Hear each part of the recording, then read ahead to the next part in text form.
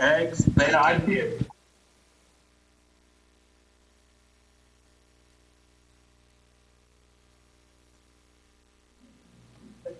Susie's name, John. Susie's, yeah, she's got her name. Good, Mike, but how are you? Her mic is, Good. Mike's. There she is. Hey, Susie. Yeah, Susie. Hey, it's everybody. Hey. Nope. Hello. Okay. Hello. Since we have everybody, we'll call this meeting to order. Is that okay with everybody? Yeah. All right. We'll have a roll call. Mayor Hassler, Here. Alderman Smith, Here. Alderwoman Johnson, Alderwoman Johnson, She's got her She's mic up. still, Did you hear me say here? there, No. now she's on. Alderwoman Johnson, Here. Alderman Donovan, Oh, you can hear Donovan. He's Alderman on. Donovan, There he is, Alderman Donovan. Here. Alderman Jokerst, Alderman Jokerst. Here. Alderman Eidman, Here. Alderman Rainey, Alderman Rainey. Here. Alderman Prince, Here. Alderwoman Armbruster. Alderwoman Armbruster. Here. Mayor, we have a quorum. Very good. First order of business is approval of a liquor license request for Bricks Urban Winery and Market LLC, 245 Merchant Street. Motion to approve. Second. Who was the first? I believe I was. Mike had a first, and then who had a second? Yeah, I Gary? did. Okay. All in favor? Aye. Aye. Any opposed? Thank you very much. Takes us to new business, bill number 4359, an ordinance authorizing the mayor to enter into a First Amendment to the intergovernmental agreement with Public Water Supply District Number 1 of St. Genevieve County. I have a question. Yes, sir. Is there any cost to the city involved with this, either in installation or maintenance? There would be for maintenance for our section of it. For the cost on installation, I don't, I didn't find out from Steve on that. It seemed like all of the issues were worked out ahead of time, that we were gonna do this connection. Now, I noticed in the picture that you had sent in the packet, there was this little diagram and drawing, but it did say that the public water supply was going to maintain that little box or containment area and stuff where I guess there's some equipment involved. That's where in the vault, you'd have the separate valves to turn the water on and off and direct the flow, either going towards the public water district or coming into St. Genevieve. And if we had any input as far as if there is a failure on either system, I mean, is there going to be downtime for, like, if the city has to furnish them with water, are some of our residents going to face water supply problems, and especially concerned about the fire department having enough water? No, it should be where we're going to be feeding them. We shouldn't lessen the volume that we have in our system. It should just, then we'll be pushing more water and pushing it into their system. But any time you know, in simple terms, you turn on one faucet in a house and turn on a second one, there is a reduction of pressure and a reduction of volume. I believe when Steve talked about it last, he said that the initial turn on, there would be a loss in volume until it equalizes both systems, but it shouldn't be any problem going forward is what I got from him. So So capacity is not an issue. No. Correct. and the state Right. requires at least 20 PSI, so it shouldn't drop below that. So we shouldn't have any issues at those that are connected to that line. Right. I wouldn't mind if we had a little more information. I mean, I would make a motion that we approve this with some following information, you know, to come up just to make sure that in the event of a fire, you know, we wouldn't put our own self in jeopardy. Second. Okay, so then we're going to make a motion to go ahead with what you stipulated, yes? Yes. Okay. Further clarification on this. This is only like an emergency type situation that they're going to be switching over to our water. This isn't going to be full-time connection, is it? No, it's not. This Right. is It's just an only going to emergency. be if they have some sort of failure, they can feed off of ours. It's not going to be online all the time, just like the hospital and the sheriff's department have separate county water piped to them. In the event of emergency, they can switch over. Right. Yeah, this Right. I is, mean, I understand that, but in the event of an emergency, which could contain a fire,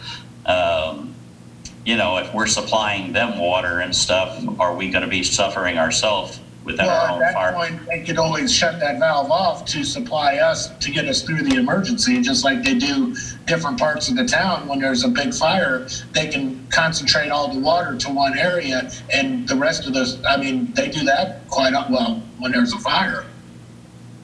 But we're just on their word that will happen. There's no stipulations in here that says that will happen.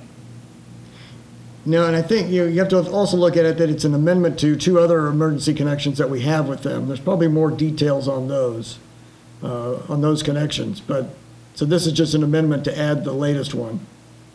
We already have Right. these, yeah. Yeah, I think it's a good deal, that we have a backup system, but,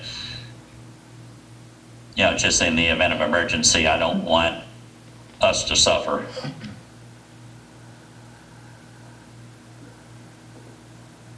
So you made a motion, we had a second. Your motion was, though, to get more information? Well, and maybe that can just be off the record, that we can get the information, Okay, and I could correct my motion. okay. How about that? So we have a first and a second to approve this. Who's our first? Bob? Bob was the first motion. Who was our second? Gary? Gary, okay. All in favor? Buck was. Aye. Aye. I Aye. don't know what happened to me. I don't have camera anymore. We still see you. We still see you, yeah. Really, well, good. I can't see anybody. So I'd like a That's motion. all right. I need a That's motion. fine. Do you need to do a roll call on that one? After the second. After the second one, all right. So we Can I got, make a motion for a second reading of that bill? I'll second that. so you got Alderman Johnson, Alderwoman Johnson, Alderman Smith. We don't need a roll call for that, just all in favor, right? All in favor? Aye. Aye. Bill number, I'm asking the opposed, just to make sure. any opposed? None opposed? Second reading of bill number 4359, an ordinance authorizing the mayor to enter into a first amendment to the intergovernmental agreement with Public Water Supply District Number 1 of St. Genevieve County. Motion to approve. Second. I'll need a roll call vote, please. Alderman Smith, Yes. Alderwoman Johnson. She probably can't hear me. Yep, Alderwoman Johnson? Why don't you Yes. just do it? Yeah, give me your list. Alderman Donovan? Yes. Alderman Jokers? Yes. Alderman Eidman? Yes. Alderman Rainey? Yes. Alderman Prince? Yes. Alderwoman Armbruster? Yes. 8 yes, 0 no's. Bill number 4359 now becomes ordinance 4283. Thank you. Takes us to the first reading of bill number 4360, an ordinance amending section 2 of ordinance 4279, extending the public health emergency as set forth below.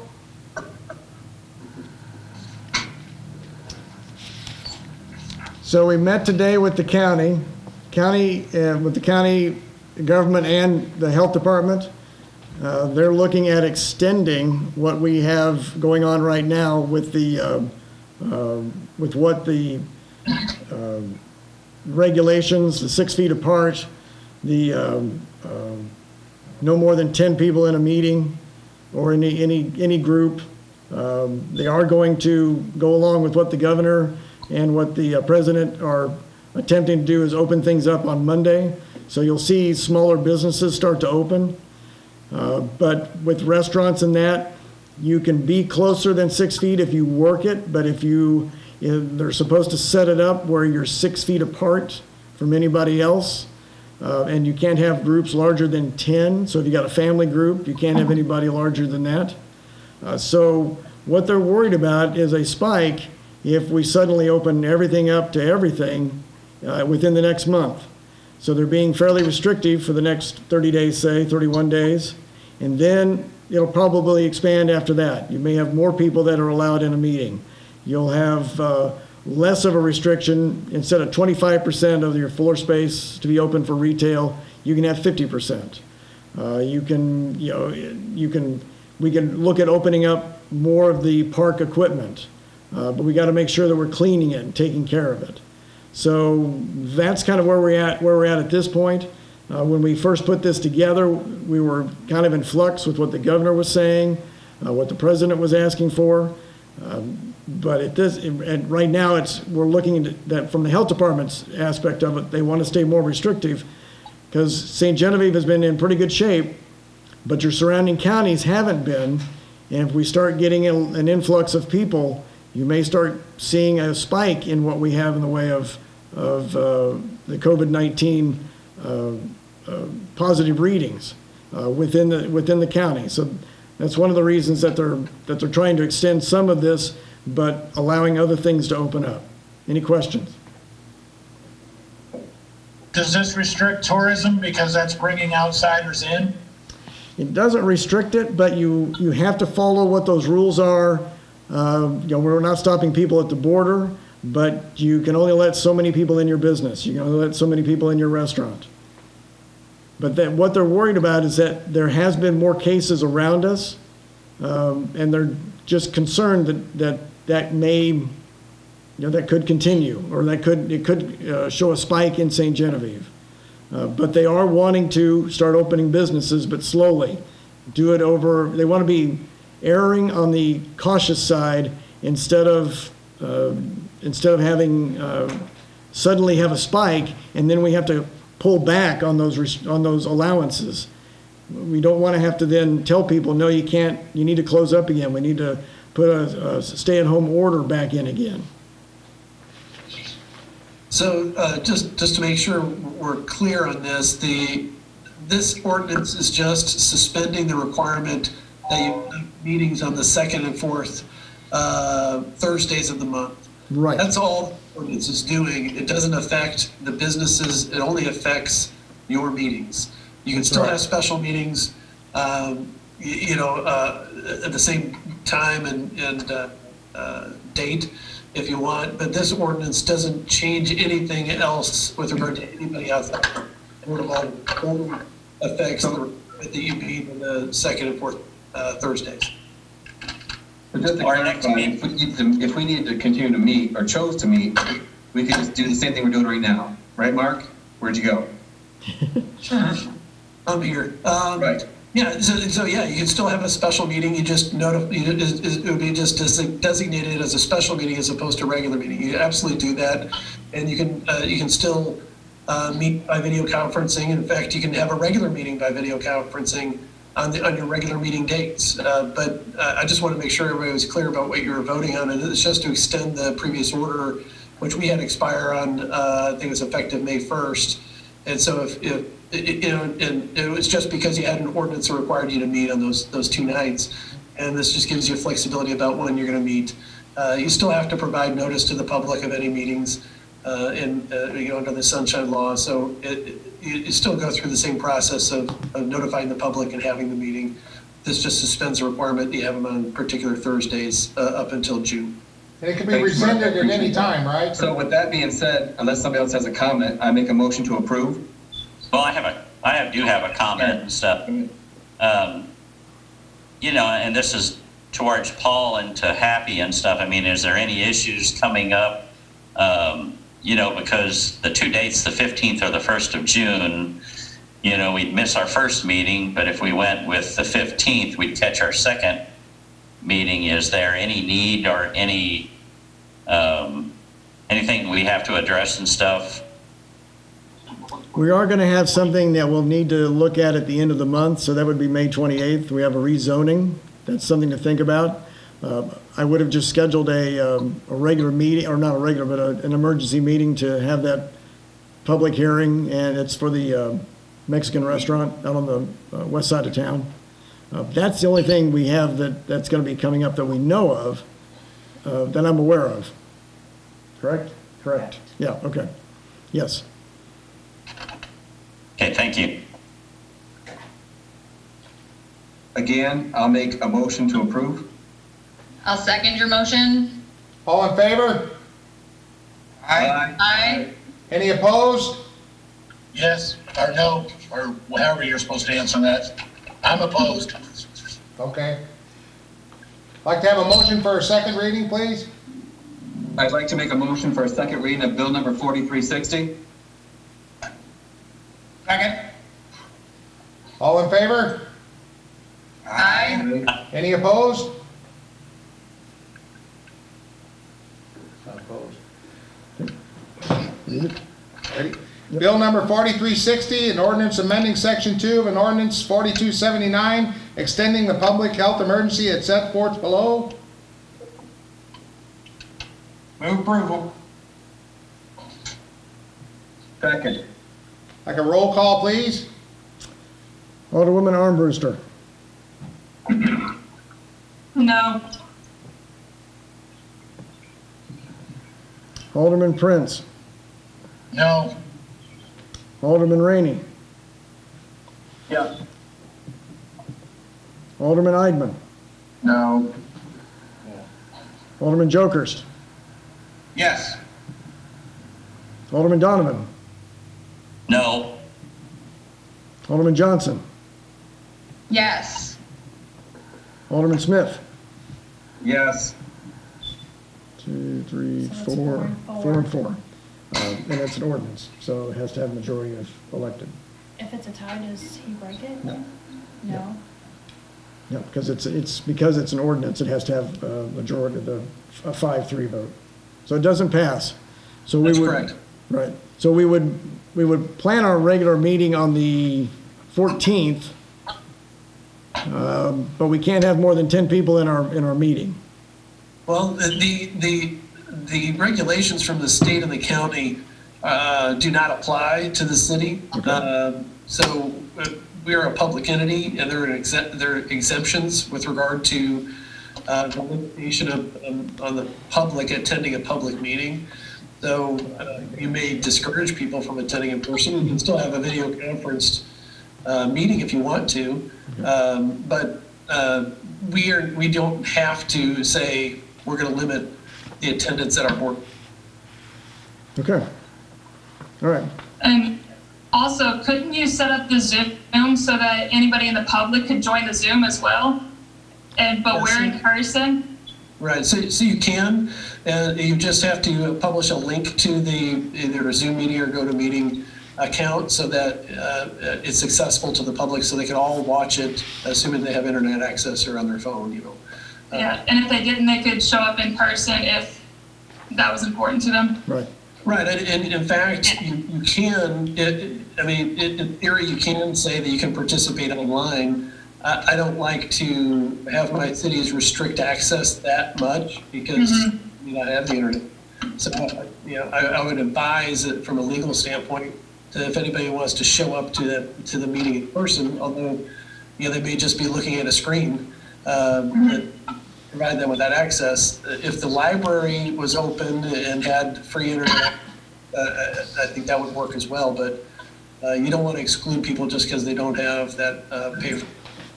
Well, they could still show up in person to the meeting as long as we're under 10. That's no different than if we didn't offer the video conference to the public. That's right. Correct. Okay.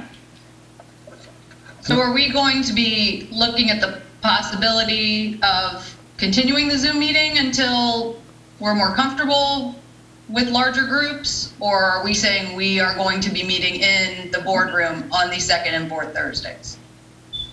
That's the way I see it. We're going to be meeting in the boardroom. Is that part of the ordinance? I guess I understood that the ordinance was just the date and time of the meeting, not necessarily the location. Without having the emergency ordinance in place, you would revert back to your codified ordinance about the board meetings being on a particular date. Of course, you can't have a board meeting without a quorum. So if 4 of you aren't going to show up, you're not going to have a meeting anyway. But I don't think there's a requirement that it be in the board meeting room. Just like under the Sunshine Law, if 60 of you got together to talk city business at the local diner, you'd have to publish a notice of that if you're talking about city business. So the location is not set by ordinance, if I recall, as far as a specific board meeting, but you'd have to follow the Sunshine Law requirements as far as advance notice. And like I said, if 4 of you are determined not to have a meeting, you're not going to have a meeting because you're not going to have a quorum. I voted no because, we have a lot of essential workers. I'm considered an essential worker, and I still show up to work every day. And I take this job seriously with the city, and I believe what we are doing is essential. So I don't have a problem meeting to do our essential business of running the city. If you don't feel that way, then you're more than welcome not to attend. But I was elected to fill a position. I consider it an essential position, whether or not the law requires it to be an essential worker position. But I feel that we have a duty and an obligation to meet as we are supposed to get city business handled. I'm going to agree with Joe also in some aspects and stuff, but just like tonight, we have 3 future bills to talk about and vote on, and talking about them over video conferencing. I'm not sure is the way the discussion should go for some of the new members or any of the members. It just seems like it's a little tough to get everything out on the table like we would in person. Unfortunately, the things we have to talk about yet are our backs are against the wall. That makes it even more critical that we should be talking about them in person. But I don't want to put anybody in danger either.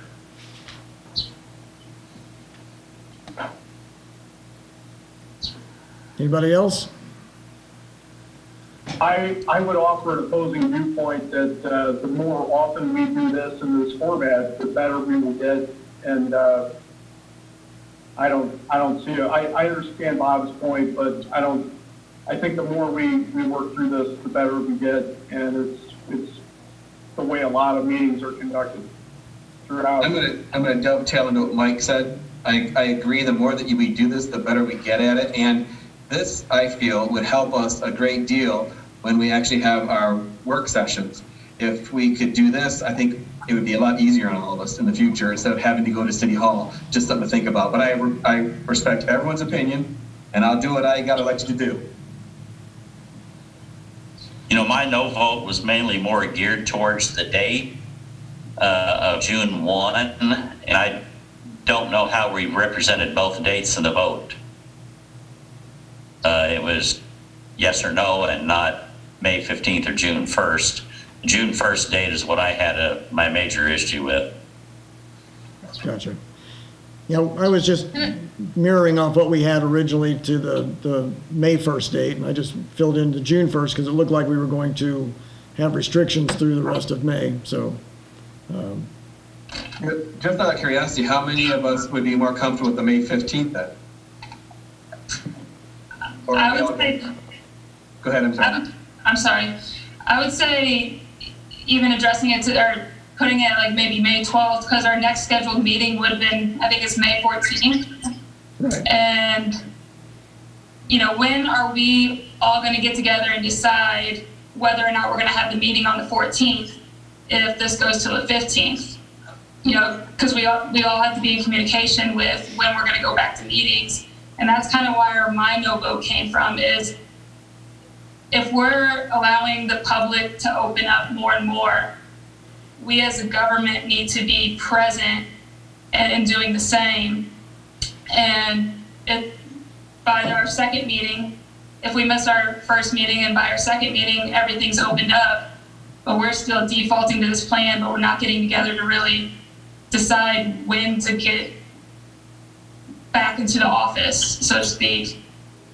That's my fear, is that we just keep pushing it off and defaulting with this instead of taking the initiative to get back to work in person, fulfilling our duties to the public. I don't think there's anything in that proposed bill that actually said we can't meet. I think it gives us a little more flexibility, and if we decide we want to meet on the second and third Thursdays at 6 o'clock, we certainly can. There's nothing in that bill that says we can't meet. It's just called an emergency meeting rather than a regular meeting, and we've got a little more flexibility. I'm fine with meeting twice a month. If we need to meet every week, let's meet every week. I don't know that I'm comfortable with all of us being in the boardroom. If we need to meet next week, I think we need to do it over Zoom. I know it's a bit of a learning curve and a bit of a challenge, but I think that, like Mike and Gary said, the more we use it, the better it's going to work for us. I think my concern is more, what's the communication process for deciding when to all meet again if we're not on our regular schedule? Regardless, it's who decides that? Is Happy going to call us all individually? Do we have a special meeting where all of us get together and we have a quorum and have to notify the public? Like, who decides? Does somebody decide and then just tell us? It's, I don't have my ordinance. I think that, oh, sorry, go ahead, Abby. I was gonna say, I don't have my ordinance book in front of me, but there are rules in there on calling meetings. I believe it's the mayor, and the mayor can do that, and then, I can't remember, there's a certain amount of board members that can call a meeting. So, and that's kind of what we followed in this case, was I cleared it with the mayor to make sure we could, to set this meeting up, and for the reasons of the ordinances that we have on there.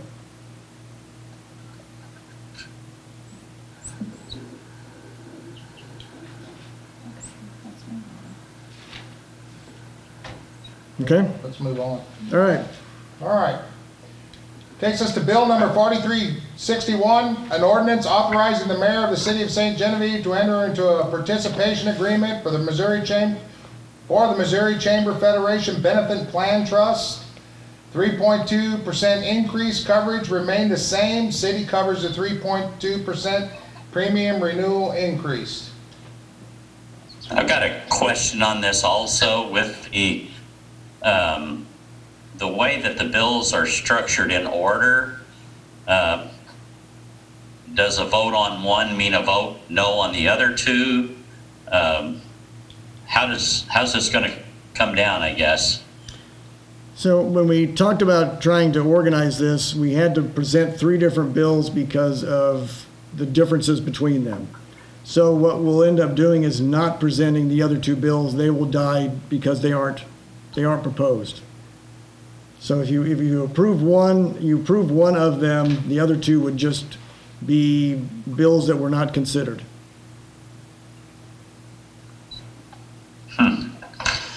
Even though they're on the agenda and they're listed as ordinances. Well, that was at my request, that you have a separate ordinance so that you wouldn't have to, and published and available to the public prior to the meeting, so you wouldn't have to read the whole thing, depending on which option you chose, because this way you can read them by title. You can certainly have a discussion and come to some consensus about what you want to do, and then somebody's going to need to make a motion to approve one of those 3 bills, assuming that you're going to want to go with one of those 3 options, and then go from there. But you have to have them in some sort of order on the agenda, and so we've got the ordinances ready for you to approve, depending on which different options. Obviously, it's not ideal because it's presented to you, and it has to be, something has to be approved to avoid a lapse of coverage, and so. Happy's right in the sense that you can vote on all 3 of them, but you can't approve all 3 because they're 3 options for the same thing. So if someone makes a motion right now to vote on one of the 3, that's the only vote we would take. But if it fails, we would then vote on a second one. Right. I mean, it's not, like I said, it's not an ideal situation, but certainly you can vote to. Definitely. Right. So you if you want to go be very technical, you go step by step. You just start with the first one, and you approve the first reading or you don't, and then you go to the second one, and then you go to the third one if necessary. But if you approve the first one, then the other two are moot because you've already approved the first. So, technically speaking, it's on the agenda with the first ordinance listed. Was it 4361? And somebody should move for a first reading and see if there's a second, and you can have a discussion and then go from there. So the first item is basically just leaving everything as is and accepting the new policy as presented, correct? Yes. Okay, so now with that said, if we were to accept that proposal, as far as that, all that is accepting that policy. Any changes to how we distribute the cost of that policy among employees can be revisited at another time. That's two separate issues, correct? So you've got two ordinances. One is just the increase, but we also have one on there that talks about the increase and then the employees paying the difference. So we have one that Correct. does talk about that. So what I would like to do, because of the time crunch on this, and it was kind of, I mean, I don't think any of us have really had a good chance to review this as long as, I mean, the suggestion was made before that this should really go to committee to discuss and line out all the options. However, we don't have time to do that at this time. What I would like to see done is just to go ahead and stay with how we have it, as long as we have the option of revisiting, you know, whether or not the entire cost of this is paid by the city, whether the employees take up a percentage of it, or their spouses or their children, you know, how much they got to pay, you know, for each one, or if the city's still going to pay the whole thing. All we're really deciding on tonight is the actual coverage. It's not going to bind us to our current distribution of how it's paid for versus, you know, the city paying for it or the employee paying for it. Is that correct? The way we've got it in the title, it talks about the 3.2% increase and says coverages remain the same. City covers the 3.2% premium renewal increase. Doesn't mean you can't go with another ordinance to override this ordinance, but you'd have to do that. So if I were to say I make a motion to accept the new policy, but with the caveat or with the understanding that we will revisit and even send to committee whether or not we're going to keep it 100% city paid for, or if we're going to break it up and only pay for the employee and have the employee pay, you know, part of their spouse, you know. I mean, we can change that part at any time if I make the motion in that direction. Is that correct? So, I think you can, what you would end up doing, and Mark can jump in on this, I think what you would end up doing is just passing another ordinance to override this ordinance. I don't know if you need to leave it where it's open, because you can change what you've approved. If you've approved the increase, and we're saying we're going to help we're going to pay for the employees part of it, and then you get the committee together and they come up with a different plan, you just bring another ordinance to the board to pass to override that, saying that the city will pay only 80% or 90% or something like that. Yeah, but isn't that or in our employee manual? That we pay all insurance? Yes. that's not an employee. No, Pam says it's not. Well, when would the first payroll deductions take place under the renewal? It starts in June. June 1. So I guess you have a little bit of time to adjust who's going to pay for what. I mean, the actual text of the ordinance, the first one and the third, what you're actually adopting is just authorizing the plan, the current plan with the 3.2% increase. It's the title that really describes who's going to pay for it. So it's you're giving some guidance, but the enforceability of the ordinance is with respect to authorizing the mayor to sign one of two plans. So whether you adopt the first ordinance or you adopt the third ordinance, really you're just providing guidance to the administration with the title. What's enforceable is that you're authorizing the plan. Okay. Does that make sense? Well, a point of clarification then, if you're saying that it's 3.5 or 3.2, does that mean that we have to wait to raise? Let's say we want the contribution to be more for the employees for certain areas, right? Doesn't that have to be all broken down before we vote on the ordinance?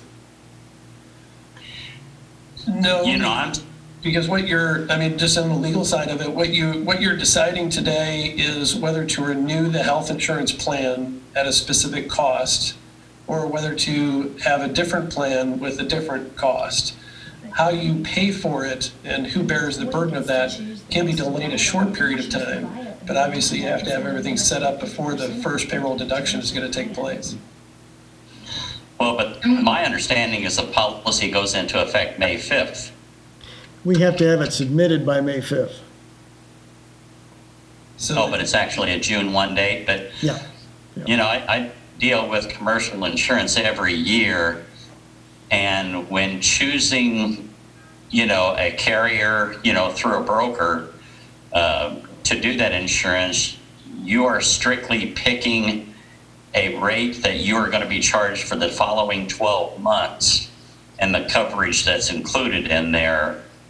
But there is nothing in there that locks you. I mean, if, say, an employee, you hire a different employee a month after the policy goes into effect, you can make changes to that policy. You don't have to pay for, say, a person leaves after a month after the policy goes into effect. You don't have to pay for that person for that entire year. You strictly pay by the calendar month, but you have to pay a full calendar month regardless of when an employee leaves or may be hired. But I'm confused here that we're only voting on a policy that we're voting on an insurance policy, not a city policy of coverage or who pays the cost. You're voting to adopt a plan of group health insurance for the employees. How it gets paid can be decided soon. It doesn't have to be decided tonight, but it has to be decided very soon because if the employees are contributing, that has to be prepared for. But even when you have employees coming and for the enrollment or losing eligibility for the plan stays the same, but the number of employees who are eligible for the plan may change over time. But when you add people onto the plan, they're gonna be on the plan. So this is authorizing the mayor to enter into a contract with this health insurance provider for benefits for the employees. And you don't necessarily have to decide whether the city's going to pay for the full premium or most of it or whatever the portion are. But you are obligating the city to pay the premium for the covered employees. So if you don't make a decision about the employees contributing, the city's still going to have to pay the bill if you approve the plan. That's correct. And I've got a question for Happy. Under the third bill, with the minimal amount of decrease, I had a problem to be able to look at the different coverages and stuff in there. So what changed that there was a small decrease in the policy? Is it the maximum out of pockets, the deductibles? What changed in that plan? Deductibles, yeah, maximum out of pocket. It ended up on that one, the buyout plan, whereas the 3.2%, the buyout plan is 100%, and that's the plan that the employees pay for. It reduced it down to an 80-20. Deductibles went up $500 for the basic plan. 5,000 for the, for out-of-network, 6,000 instead of, no, actually that stayed the same, 6,000, 12,000 stayed the same. Most of the basic plan stayed the same. It was the buy-up plan is what changed. So given the current financial situation of the city, the loss of tax revenue that we're anticipating, plus we're not also taking in the monthly rent on the PIVA building also, we're looking at a pretty significant tax shortage for the first quarter of the year. Yes. And that we're looking at what in the name, or the around 175,000 approximately. Yes. Yep. And plus the loss of the rent on the PIVA building that we were collecting up until the fall of last year. You know, that's another $50,000 probably.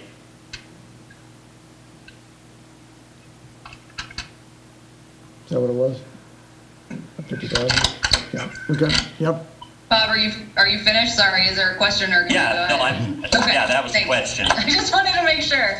I think getting back to what Joe was saying about, you know, adopting option 1 now and then talking about what the employees are contributing later, I think we need to keep in mind that this is now also open enrollment. So the employees are also looking at the buy-up plan, and whether or not they're having a payroll deduction for the basic plan is probably something they want to know now so they can determine whether or not they want the buy-up plan. And I think that if we're gonna, I know we talked about this time last year and at budget time, and it feels like we just keep talking about it and not really making a decision, but I think that if we're gonna ask them to contribute, they need to know that during open enrollment so they can choose which plan they prefer and which plan they can afford, and have that information prior to signing up for one of those 2 plans. You know, I don't disagree on that. It's just that, you know, we missed a few meetings, and we should have been talking about this then instead of not having meetings, and now it's thrown in our lap at the last minute, and I don't want a lapse to happen, and but this is something we've always talked about discussing, and here it comes to us last minute again, where we really don't have time to hammer out the details on if we're gonna drop the spouses and dependents, or if we're only gonna pay for the employee.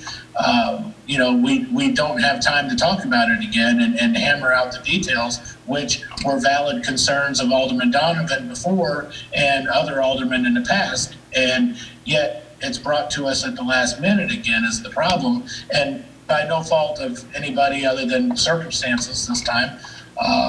So that's where I was getting at. I want us to at least have the option of revisiting the employee contribution, because that was brought up before. But I'm all in favor of, and I've said this before, I think we need to make an investment in our employees, and I'm not necessarily in favor of changing anything, but other people are, and I think it's something we need to listen to and work on and come up with a happy solution to their concerns as well. I agree. Excuse me one moment. I'll be brief.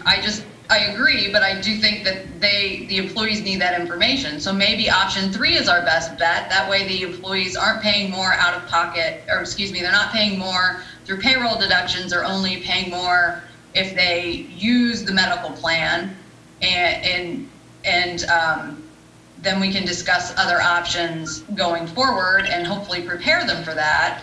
At least that way they're not feeling it in their paycheck as much, and we're not putting an additional burden on our budget.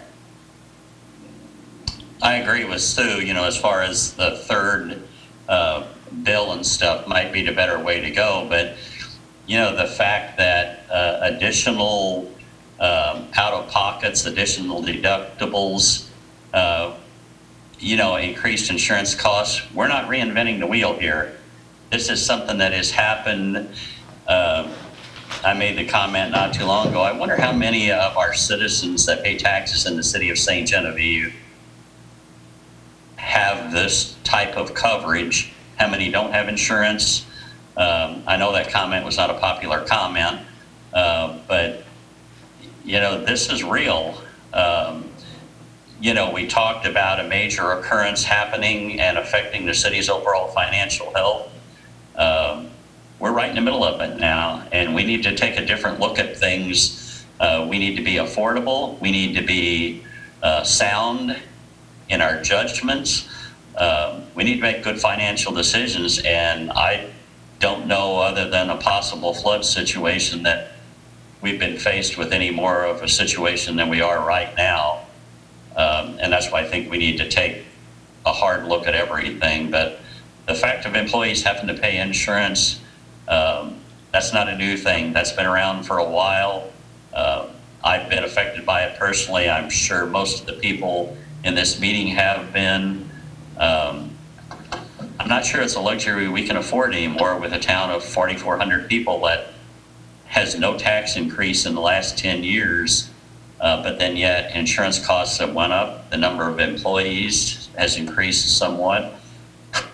Their ages have increased, which cause higher premiums. I just think this is something, and I really hate talking about this over a video conference. This is something that should have been done months ago. And I really regret the people responsible for this, letting this happen over the past 3 or 4 months and stuff. But anyhow, that's my opinion. And I hate that our new city administrator is now having to face this, like some of the new aldermen and the board are having to face it. But we've talked about this every year. The only problem with going with the increased out-of-pocket and the increased deductibles is, and I've heard this from many people, is that they have great insurance, but they can't afford to go to the doctor because of their deductible, because of their out-of-pocket. And so they're not going, and their health is suffering because of that. So I'm torn on that one as well, that even though we're making the insurance more affordable for them on a monthly basis, we're making it to where they can't afford to go to the doctor either. Joe, you're hearing that from our own people, city employees? Well, I mean, I hear it across multiple businesses that I deal with. It's not just city related. I mean, where I work, I have excellent insurance. I just can't afford to go to the doctor. I can't afford to utilize it. Most of your doctor's appointments co-pays are $15 or $20. Depending if you meet the deductible or not, for the specialized tests that they want to send you to and all that stuff. No, I'm talking about when you walk into the doctor's office, you're going to pay, you're going to pay a small fee to get into the doctor with no regards to what you're going to have done or having done. You pay a copay the minute you walk in the door. For that particular visit, but then when you haven't met your deductible, you have to pay the whole office visit on some insurance. Not if there's a copay, you don't. If you haven't met your deductible, the copay only gets you in the door. You get a bill a few weeks later for the rest of it that the copay didn't cover because you haven't met your deductible. I think that's only if you continue with a procedure. Because most of the bills I've seen from my doctors when I go to a visit is as long as I've made that copayment, it may be a $100 bill, but the insurance covers the rest of it, or it's been negotiated down. That's what I've seen also and stuff. All of these healthcare providers have a set fees that they charge that are a secret until you have one of them done, and then you see where a third party comes in and negotiates and reduces that fee to what the insurance company approves and will pay. That's common practice nowadays, and those differences in the fees are called write-offs. And speaking of common practice, Happy, I'll defer to you, and Susie has information on this as well. cities around us are having employees contribute. Would you agree with that or not, Happy? Yes. Would you not agree that cities you worked for in the past have had a heck of a lot higher employee contribution than we do? So in Festus, the city only paid for the employee. The employee had to pay for dependent or for a spouse or family. In Harrisonville, we had a percentage, and that was done by a massive spreadsheet that I'm not sure I understood how it worked, but there was a percentage that we paid for the employee, but not the full amount. In addition to that, not talking about cities, but the county pays a lot more. And our industry standard, I did some research in St. Genevieve County, they're paying 50 to 75% employee contribution for spouse, child, and family. 50 to 75%. And we're asking for how much for our employees, Happy? 0? Right. Yeah. I think we need to get in line with the people who are paying the bills. Our taxpayers are paying 50 to 75%. We need to start bringing our city employees up to par, in my humble opinion. We also need to bring their wages up to par as well. Joe, we have people who make less than people who work for the city paying 50 to 75%. And they're paying the bills to employ our people.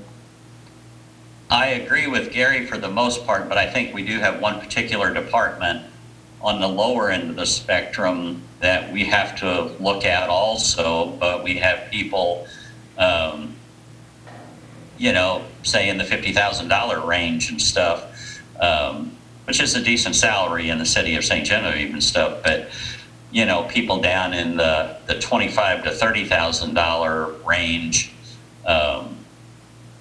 basically their insurance costs are the same depending on their age and what coverages they choose, but there's a lot of avenues to look for this, a percentage, dependence. I've always argued the point with spouses, we don't audit spouses to see if a spouse of a city employee works somewhere that offers insurance and they may charge for it, well, they're going to go right to the city because it's free. That seems a little bit odd in the fact of they should be on their own insurance, not on the city's, just because a family member works for the city. But those are all things, as long as we can discuss those and put those into place. I agree with Sue, the third bill, I think, with no increase would better position the employees, but we have to notify them, we have to work it in, some at a time. We can't hit them with a whatever percentage increase all at once. We've got to be realistic about it. But I know a lot of people that have faced the same thing. Some big employers right here in St. Genevieve, major employers, have done the same thing. Not only with insurance, but with pension plans. They're a thing of the past. Now it's 401ks. It's spreading the cost around, making things financially feasible for what money we have to work with, and it's a tough thing to have to do. It's a tough thing to have to make a change in. But like I said earlier, we're not reinventing the wheel here. We're coming up to the 21st century with what is done. Did the employees have any input on this? The employees that I talked to would like for everything to stay the same, so 3.2% increase, insurances, stay the same, the city pays the full amount. I would too, if I was getting that benefit. Yeah. Well, and I don't blame the city employees for wanting that either. No, but, I don't either. With the economic, we keep hearing in the news now, we're talking about another pandemic of worse possibilities in the fall. And these coronaviruses are not going away like the flu does, is seasonal or anything. I mean, there's a ton of unknowns, but we have to, we're asked by the city voters to be responsible, to be financially sound, and to act in everyone's best interest. And that's why I think we have to bring things up to what is normally done. I know a city close to us has a $42 million budget and doesn't pay what the city pays. I know the county and government right here doesn't pay what the city pays. So it's something that has to be addressed, and I don't see any more opportune time in the economic situation that we're facing right now. With all the uncertainties, it's unfortunate, but it's something we've got to be responsible for to the taxpayers of the city. So, for the record, a couple of things. I would be more than willing, obviously. I don't want to sound like the Grinch that stole Christmas here. I'm totally, if you're making $13 an hour for the city, I'm willing to work with you on what your contribution is, what, on a gradient. And I'm not saying hit everybody all at once with, boom, 30% contribution. But I am uncomfortable moving forward without a commitment from this board that if we pass the third one, Bill 4363, or the ordinance, are we going to commit to meeting to make sure that we know what the contribution is within the next week or two?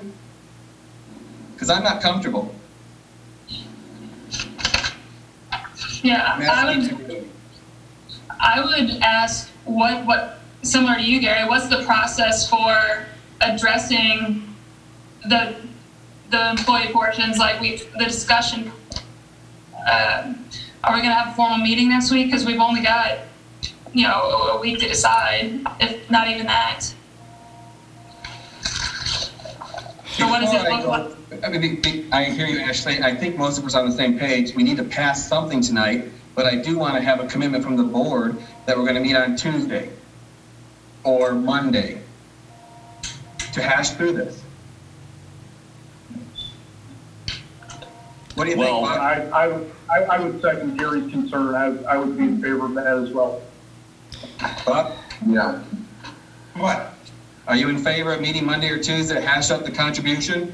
Are you talking about which one you guys want to go with? Let's say we pass 4363 and we meet with the contingency that, or the plan to meet next week to talk about contribution. Does it have to be that soon? Well, when are we going to get this done? If an employee is trying to select their insurance, they're going to want to know what their contribution is. And especially if they've got a buyout Why plan. don't we just go with the third option, which is of no increase to the city or the employee, and get something in place for next year's renewal time as far as how we're going to hash it out. That gives us plenty of time to nail this thing down, and we're not rushed and make a mistake and get everybody up in arms. We need to put some thought into this and not just in a few days have one more meeting to discuss it. I think we need to just pass something, continue as normal as far as who pays for it, the city pays for it, and we get this hashed out before the next open enrollment or the next period comes on. But I want a commitment that we're actually going to do it this time and not just talk about it every year that we're going to do it. Joe, we talked about this. Go ahead. You can't look I'm sorry, Joe. If we're going to do that then, right, then I want to ask Happy and the other aldermen and alderwomen here. I no fault to Happy at all, and I know things got carried away. We've been in a pandemic, and I know things started snowballing, right? But this has happened before in my years on the board where we get pushed to decide insurance. So I propose that before we even think about voting on something, that we have a committee of a minimum of 3 to 4 aldermen meet with the insurance provider and hash through this with the city administrator in the future. Well, what I would like to do is put an employee committee together, and we start looking at this for next year.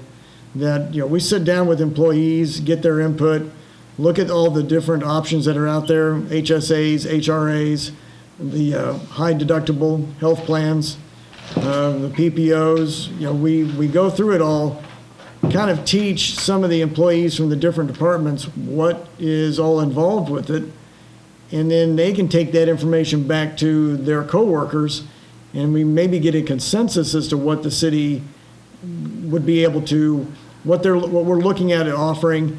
that might be affordable for them, affordable for the city, so we're not paying the full amount, the full ride as we are at this point. And what Yeah, I, we're not gonna get all that done within a week, so we need to make a decision on which policy we're gonna go with, and we can work on all that for next year to have it in place. I don't Well- wanna rush it. You know, due to the economic conditions, I don't think we should wait another whole year. For one, our budget year doesn't coincide with the renewal policy. You know, so we're talking about, you know, different numbers at a different time and stuff. That's not workable. But, you know, as far as the committee, I'm not comfortable letting the employees decide for themselves and then me as an alderman have to vote, you know, on what they decide. I think it needs to be a joint committee, if I would anything. say they need to have a say. I absolutely agree with that. First of all, that would be like saying, Gary, go pick out for the teachers what insurance policy you want to have for them this year. You know, the school board does that, and the administration does that. So I'm back to my original point.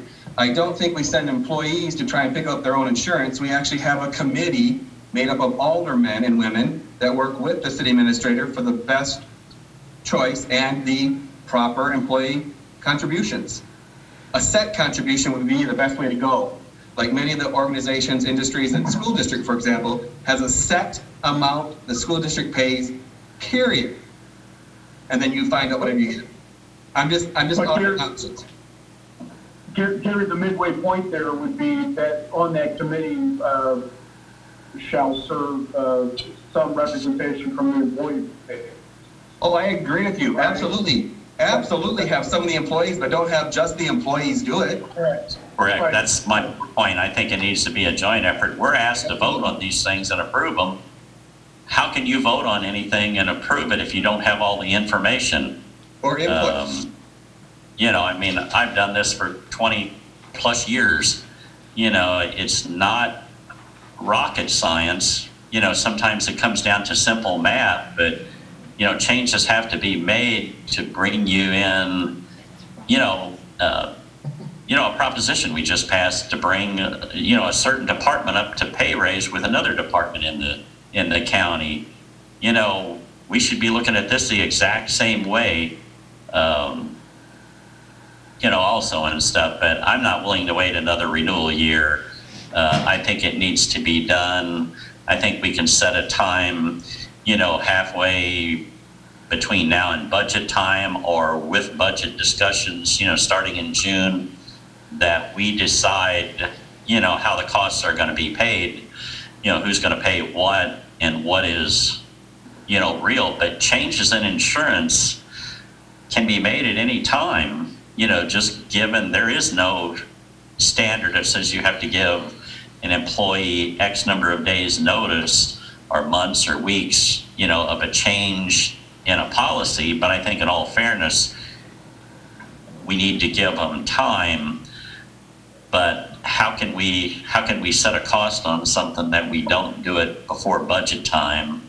And I think it needs to be done along with budget discussions. It's a $300,000 number, more than we're spending on paving streets and sidewalks, and it's something that's it's getting harder to look at and to turn a deaf ear to.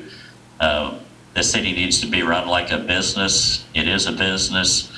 All things have to be considered and stuff, but I want to be fair, but it has to be real.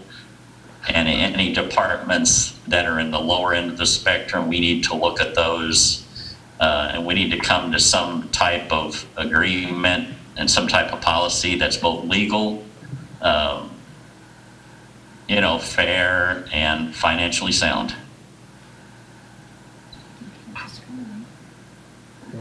So that being said, how do we go about figuring out what ordinance we want to go with, if any of them? It depends on what rate you want to go with. Very good. But can we just go around the table and ask for each person's opinion? Sure. Sure. You want me to, Gary, you want to start? Bill 4363. All right, Bob. Bill 4363. All right, Joe? 4363. Ashley? 4363. Buck? Yes, I agree. 4363. Jeff? Jeff? 4363. Okay. Susie? I concur. That's what I would Okay. do. Mike? I just want clarification. So 4363 is cheaper because it's less coverage.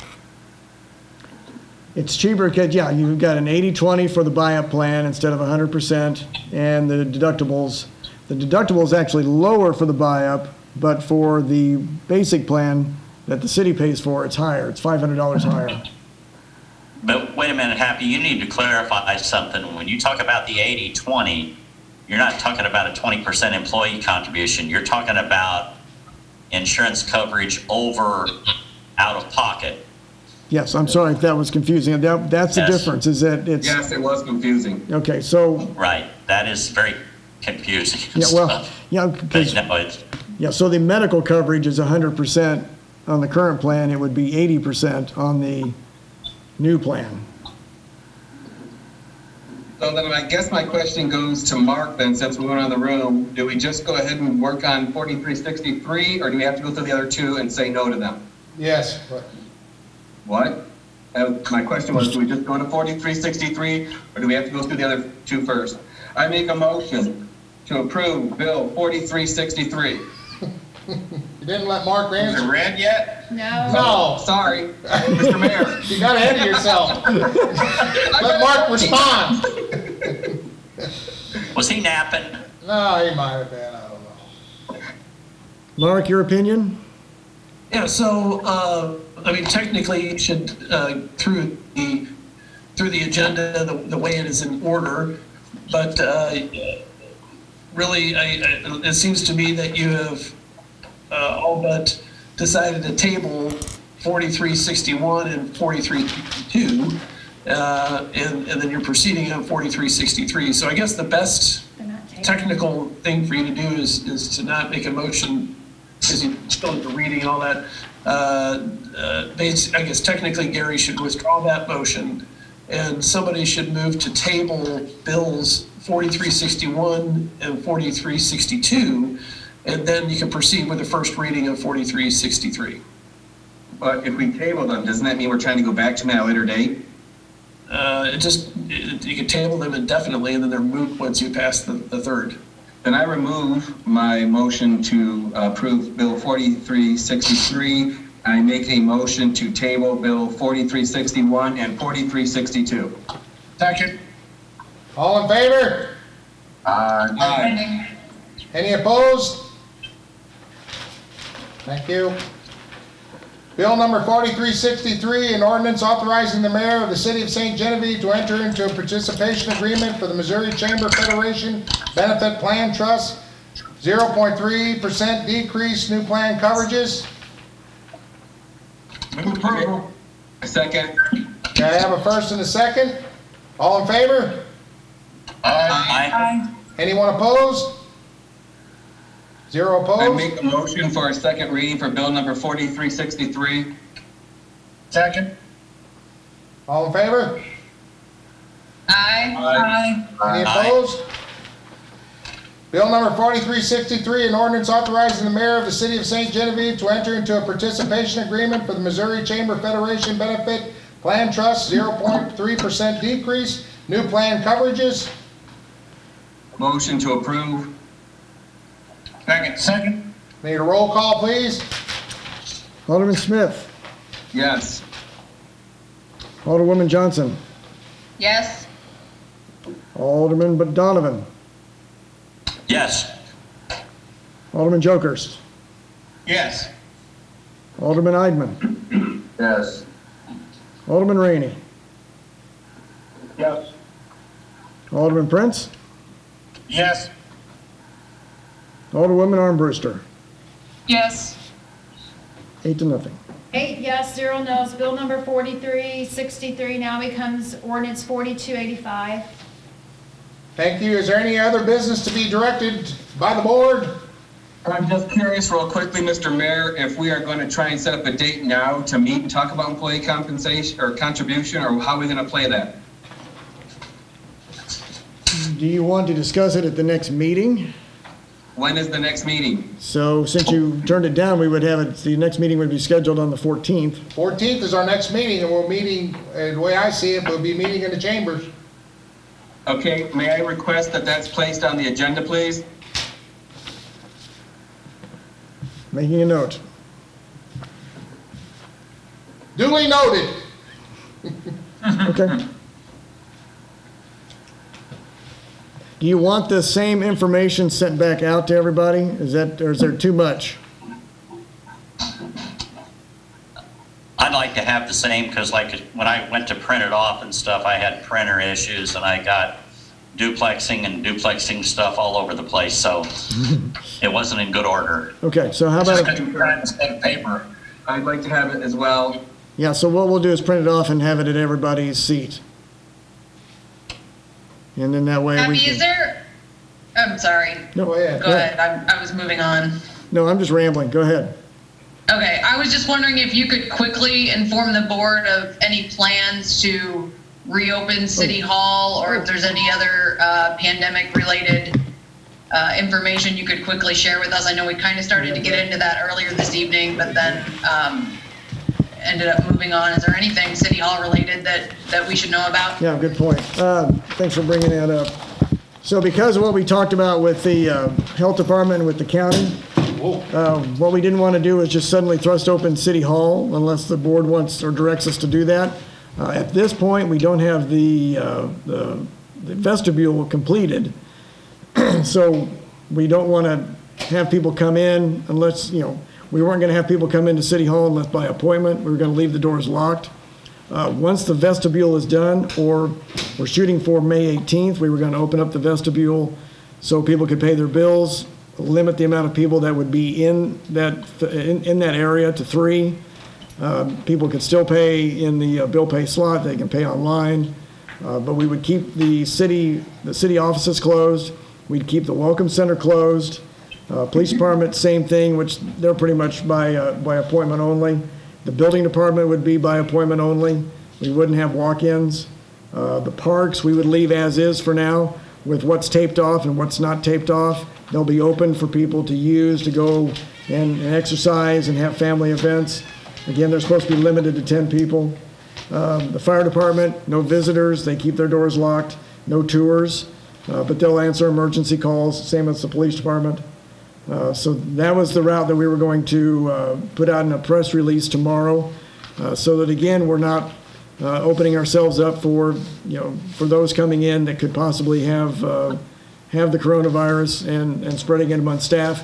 Because if we get something to happen inside the buildings, then you're looking at a potential that the whole staff is going to be out for 14 days. Happy, I'd like to ask a quick question. Is the election still going on in June, as far as you know? As far as I know, yes. In fact, we've been talking to the county clerk, or the election clerk. Starts right now. Yeah, and we're, at this point, I think it's June 2nd, still going on. And it's supposed to be inside City Hall, it's supposed to be here. I was wondering about that. So we're going to be inside City Hall voting? Yes. Okay, June 2nd. Thank you, sir. Happy, are you confident in coming up with a plan to gradually start like working with Gary on cleaning playground equipment? Are there still any issues that you're unsure of, or do you have some plans in the works as far as when groups start coming back and we're opening things up, the things that are currently closed?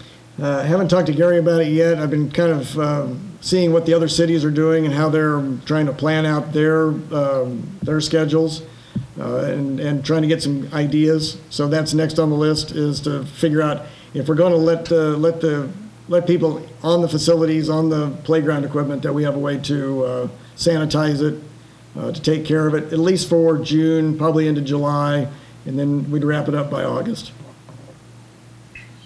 Great, thank you. Yeah. Happy, I wanted one comment and stuff on the information that you provided us on the health insurance. You know, with all the different breakdowns, the spreadsheet that you did, There was some very good information there. In the 3 years that I've seen it and stuff, I've never seen that much information to provide it to the board, and I hope that's an early indication of future things to come. Here, here. I'll give Gary Smith the kudos on that to get me motivated to do it. He had showed me a spreadsheet from the school, and it's like, well, this makes it a lot easier to look at. I've never put anything like that together that broad because of all we had available, all that was being brought to us. So what I do know is that I'll be keeping that for the future. And that's provided to all the employees, that breakdown, so it's easier for us to make decisions, and it's clean. So thanks again, Happy. I concur with Bob. Thank you. Yeah, it shows all of the different, policy costs for a single person with dependents, single person with dependent and spouse. Those are just big numbers and stuff. And it's things we have to be good. We have to be good guardians of the taxpayers' money. So, thank you. But a lot of information, and I thank you for that. Sometimes I worry that it's too much where it just kind of overflows and you kind of, you shut down when you see that much information. Trying to make it where where things are highlighted and you can follow along with what's on there. All right. Is there any other business? If there's no other businesses. Mr. Mayor, just one question. Tonight in City Hall in the chambers, how many seats were available to the public and how many were in use?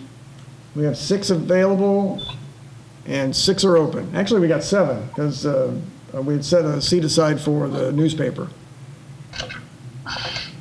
Do you know how, did he attend the meeting? Well, obviously he's not on Zoom.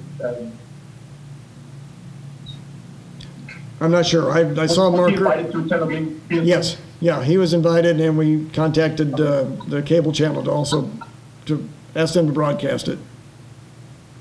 Very good. Okay. I believe there's an option on Zoom as well that in the future, if we ever do this, you can record the meeting as well and then give it to the media. Yeah, that sometimes comes down to if you start recording that one, you have to record everything. That becomes Yes. So we have to be careful on starting that procedure. Good point. Yeah. Good point. Any other questions? There's no other questions. This meeting's adjourned. Thank you all very much.